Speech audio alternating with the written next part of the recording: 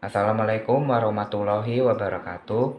Tepangkeun nami abdi Muhammad Irfan Nurakim ti kelas 12 IPS hiji. Di dieu abdi bade macakeun monolog anu judulna Neangan Bebeneran karya Muhammad Munif. Teu karasa, sore eta ngilisik kana jero rasa kawas nu rek ngabentar. Anu ayeuna-ayeuna leuwih loba datangna. Sigana pikiran jang ngaleungitkeun ingatan jeung kalangkang si Eneng tina jero pikiran teh kalah ngaudangkeun deui sora-sora anu aheng jeung ngalierkeun. Balaka bae, ku ayana sora anu aheng, urang ngajadi bingung jeung ambek kapegung. Sabab di aku atawa henteu, sajauh ieu urang sok ngarasa ninggalkeun pancen-pancen sapopoe tina kagiatan pasantren. Malahan mah sok nyebutkeun yen urang haying neangan Gusti anu salila ieu teuing di mana ayana. Cilaka 12. Sora aheng eta sok juk-juk aya dina jero hate jeung sok nitah urang diajar. Kasaha? Ka iblis atau jurig? Sora aheng eta beuki lila beuki loba datangna. Kalangkang-kalangkang anu tipang burencai ngeunaan Gusti ting suliwer jeung ting ngaradu dina pikiran. Malahan ngimpleng jauh kana carita Hanoman anu masih leutik keneh bias ngabuka rusiah alam jeung sagala eusina.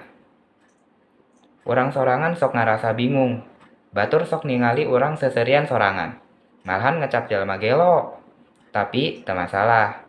Eta mah mangrupa ekspresi tina pikiran anu ngaganggu. Padahal mah ngan yang serikeun mobil jeung motor anu kacirina lucu. Teu karasa sirah asa ngoleang. Sora ting jarejit kadenge ti mana-mana. Geuting ti bayabah. Leng teu inget. Tapi joal aya lalaki kolot nyamperkeun manehna.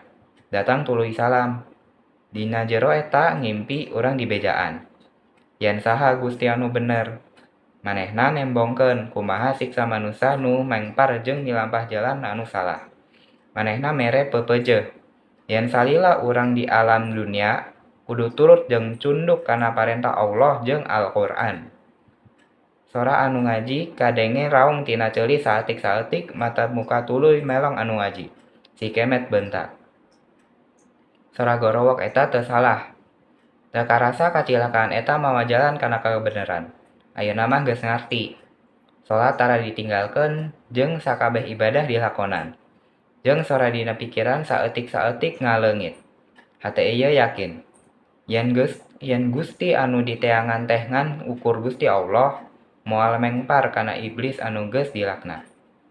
Sekian ti abdi, hatur nuhun. Wassalamualaikum warahmatullahi wabarakatuh.